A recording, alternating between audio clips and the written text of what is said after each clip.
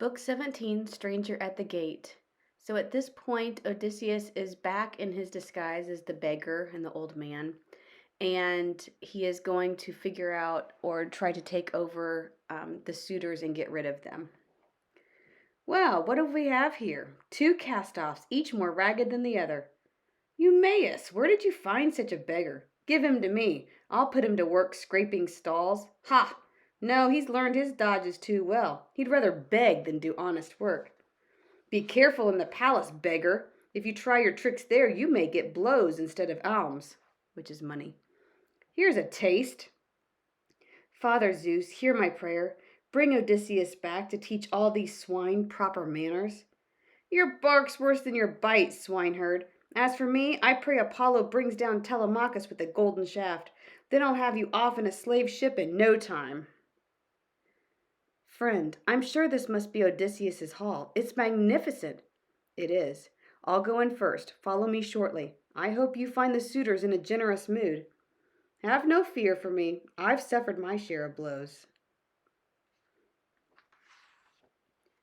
Why does this dog lie in the dung here? He looks like he might once have been a fine hound. Argos is his name. Odysseus raised him from a pup, and he was not full grown when his master left for Troy. Yet he was the fastest and bravest in the hunt. Old age and misery are his masters now. He's waited almost 20 years for Odysseus to return.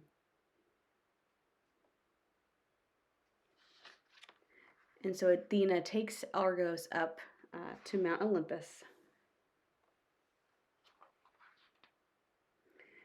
Eumaeus, give this to the beggar and tell him not to be shy, but to ask each suitor for more. Who is this beggar? Where did he come from? Listen to me a moment, my lords. I've seen this man before outside on the road. I don't know his name or where he hails from, but the swineherd brought him here. What, Eumaeus, bringing foreign beggars here to scavenge? Are we not eating your pigs fast enough without inviting more mouths to the table?